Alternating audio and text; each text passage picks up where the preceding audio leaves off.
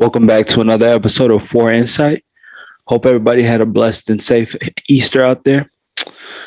We're gonna get into the college basketball March Madness, final matchups. We had some great games on slate this past weekend. But first and foremost, just shout out to the UH Cougs and the Coug family. Me being a former UH Coug and a Coug alum, our guys really had a great season this year. Shout out to Coach Sampson and those guys. They really played well this year. And they made it as far as they could. You made it to the Final Four. So, there's nothing to, be ashamed of. Obviously, you want to get all the way and make it and hoist up the trophy. But, in the end, that's part of the game. It's just that there can only be one winner. And, these guys, they really played their hearts out. So just respect to them and shout out to the UH Cougs, first of all. But, just we had some good matchups in the final for the men. We had Baylor taking on Gonzaga. Baylor really able to, win pretty handily, winning 86-70 in that game. And then the women also had another great final and a great, Final Four as Stanford takes home their crown and win in a nail-biter 54-53 against the Arizona Wildcats. So we're just going to, dissect both games and also look at the aftermath of March Madness and just sort of the landscape of what the draft process and college athletics as a whole, kind of. And so where we'll start off is just in the men's game. So Baylor really, I feel like in that game really just was a matter of them being the aggressor. They were also a bad matchup. They really had a clear advantage, especially at the guard position. Their guards were really able to get to their shot. They played with good rhythm, played with good pace. They were also able to move the ball against Gonzaga's zone. And I really think that they were able to get into a good rhythm and they were able to start hot, especially from three. I think they hit 10 3-pointers in the first half. And so, naturally, when you're able to get into a rhythm and you're able to kind of play comfortably, you're not as tense, you're not as lax. And I think them getting to such a big lead kind of put Gonzaga on their toes and on their heels. And they were really never able to get their footing throughout their game. And, Baylor beat them pretty. That was really a great performance from them. I think Baylor snuck up on people, kind of. For those who maybe watched them closely, and especially who watched them during the tournament, I think their respect factor sort of grew on people. But I think most people were expecting Gonzaga. There was talk of Gonzaga being one of the greatest basketball teams of all time. They're undefeated. I think most people went into that game thinking Gonzaga was going to win, but it just wasn't going to be easy. But I don't think anybody was really expecting Gonzaga to get beat as handily as they did. But that's part of the game, is that you have to play. The stats, the news, the media, the interviewers, the people who talk and analyze the sport, they don't play the game, the players do. And so I think that was just a great and quality win and a good moment for Baylor Athletics, them winning their first national championship in, I think, 70 years was the time frame. So it was great for them. And then, Stanford, also another really great women's basketball program who's been around for quite some time. One of the winningest programs in women's college basketball history. They're able to bring home another title. They played well against a very great Arizona Wildcats basketball team. And, the women's tournament really has put on some great games of the past few years. There's been, the UConn dynasty and, them having that 113 game win streak, I think it was. And that had kind of been the narrative and the talk. And then seeing that team get dethroned by Mississippi State and then just watching them get to the Final Four every year. And always there's some level of madness. After Mississippi State, there was a year where Notre Dame won it all with Arike Ogunbowale hitting 2 game winners in a row to win them the championship. I remember watching those games. There's definitely a great level of intensity and excitement that comes with, and some heart-stopping moments that comes with, both the women and the men's game. So, it's great to see. It's great action. It's great entertainment, to say the least. And, definitely it's been some great moments, especially this year, given the challenge of dealing with COVID and, cases, and schools may not, be able to have the smoothness that you would have in a normal year. But, the fact of the matter is these teams were really able to give it their all and get the mission done. So shout out to both the Baylor men's and the Stanford Cardinal women's basketball teams. But now getting away from the games, there's talk of, okay, well, now the draft is going to start to roll around for the men and for the women, and well, what does all of this mean, right? And I think this is the conversation I really want to get into with this whole college athletics, right? You know, there's a lot of talk in media about, is the college basketball game, especially on the men's side, is it good, right? Meaning, is it worth going to college and playing in college nowadays when you have options like the NBA G League, going and playing overseas, and playing in Europe, playing in China, playing in Spain, Australia, etc. Right? Or is it better just for these young guys, these kids, to go to college? Because you go to college, maybe there's the value of being marketed, right? Like you look at a guy like a Zion Williamson, the fact that he went to Duke only put more eyes on him. And so is it more profitable in the long run for a guy to take that route versus taking any of these alternative routes where maybe the money is there in the short term, but you don't make as much? And I think it actually creates a good conversation. For me, I really think it all depends on the player. I think like a guy like, say like a Zion Williamson, a LaMelo Ball, who already sort of have a following, have intrigue in them. People already know who they are. I think if they want to go to college, then by all means, and so be it. But I honestly don't think they need college unless it's about them really wanting tutelage and wanting to get the college experience.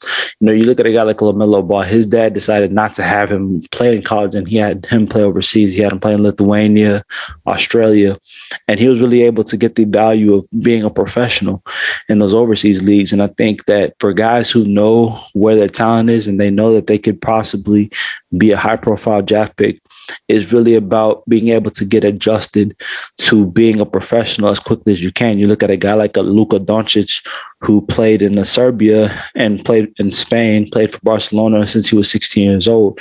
When he got to the league and when he got to the NBA, he was already of the mindset like a professional. It's just a matter of just adapting to the game. I think that those are some of the things you have to weigh.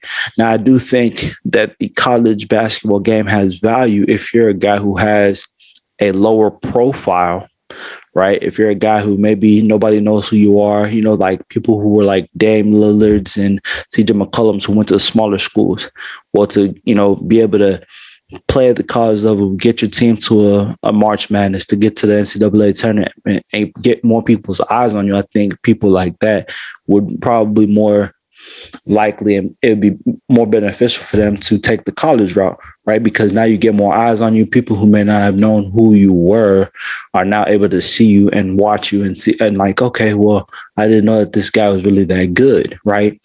But and then there's this new option of the NBA G League, right? Where guys who don't want to go overseas, guys who don't want to go to college, well, what do? Well, now you have this other option. The only thing that's, sort of down on the G League is because it's sort of seen like AAA in baseball, right? Where it's the farm system, so people don't watch it as much. I think that league is good for guys who really need to hunker down and grind and just get used to being a pro. I think that's what a value is for a place like a G League. A guy who knows he's introverted, he doesn't need the notoriety, he just wants to be better and he wants to really focus on getting to the next level. I think the G League has value for guys of that magnitude and of that mind space, right? And also you're able to kind of see how professional athletes work. You see how guys in the NBA work. You see how organizations work. And it really familiarizes yourself, I think, with the way NBA front offices and just the whole culture is ran. Because when you're in college, you're focused on being on campus. You're focused on going to class, if you do go to class, and you're focused on just your college team. When you're overseas, you're having to deal with being in another country, right? You're having to deal with European economics, Chinese economics, Asian economics, lifestyle. So that's a whole nother thing. You're a professional, but you're not in America, right? Playing in an American league. So now when you move back and you get drafted, you have to do that sort of adjustment. It's a little bit easier, but it's still another adjustment period you have to go through. So I think my point in saying all of this is that the great thing about where we are now is that people have options. Options are great, and options give people the tools and the ability to make informed decisions. With the options, people now have to understand, okay, well, what type of athlete am I? What do I rank? Do I like my rank? And can I be successful with it? If I don't, okay, well, which avenue do I take? Right. And I think that's the lesson that I think most athletes and most young athletes, especially, can take from this. Where do I rank realistically? And what avenue do I think will enable me to be the most successful? If I'm a guy, I have a lot of followers, I have a lot of clout already. I kind of am. I'm a household name, I'm a brand name already.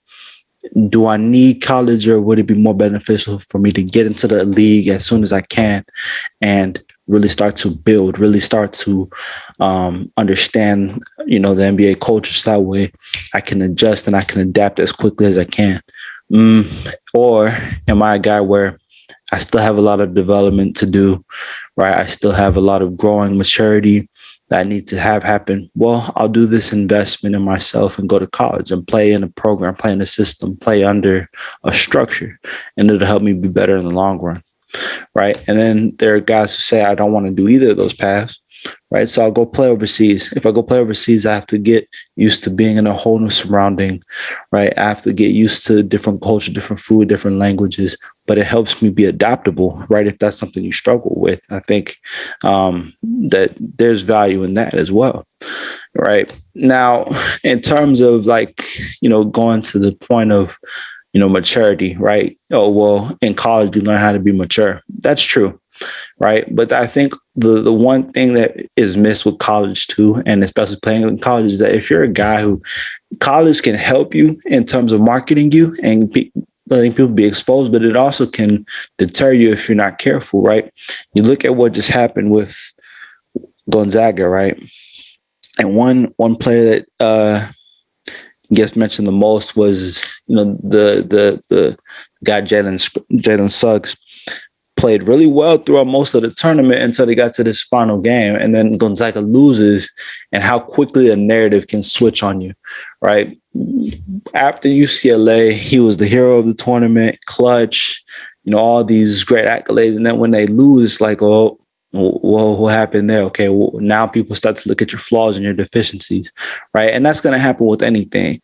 But when you're exposed to it on such a grand scale, and if you're a guy who has to spend multiple years in school, especially the way that, to me, the NBA works these days, they look at guys who have to spend more years in school as guys who have high floors and low ceilings, right?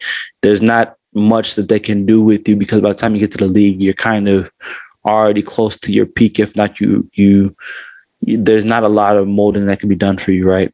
Because you look at most of the guys who get drafted early in the league these days, these guys are 21 and younger. Most of them are 19 years old, and they're really young. So then by the time they hit what would be their prime, they've been in the league almost a full career already, right? But they have to do so much maturing in those initial years. So, but I think most NBA organizations are saying, we're going to let him mature under our structure, under our leadership, under our culture, and we'll help him be a better professional by having him go through the lumps of maybe, learning how to fail in the beginning, and then learning how to process that, and learning how to be a better leader, better player, better professional. Also teaching him the game, teaching him how to manage money and things of that nature. So that way, by the time he hits his peak, he'll be better in the overall, and he'll have a higher ceiling, because now not only is his talent start to match his game, but also his maturity is there, right? So I think it's all just it's a good thought exercise and good conversation, and something just for many people to think about, right? Is just, what is the best avenue for players to, embark on, especially those who have, professional dreams too. And there's not only one way to be successful or to get to where your destination is. I think everybody has to kind of look at themselves in the mirror and assess what kind of person they are. I think if you're able to do that, then you're able to put yourself in the best scenario possible. But I think that'll wrap up this episode. In the end, it's all about options is the goal of today. And, I think that, conversations like these are good, thought exercises like these are good and they really help people kind of expand their mind and open their mind up to different possibilities. But that's a wrap for Insight Podcast. Once again, I'm Mike Obi. You can catch this episode on YouTube, Anchor, Spotify, all platforms streaming podcasts. Much love and appreciation.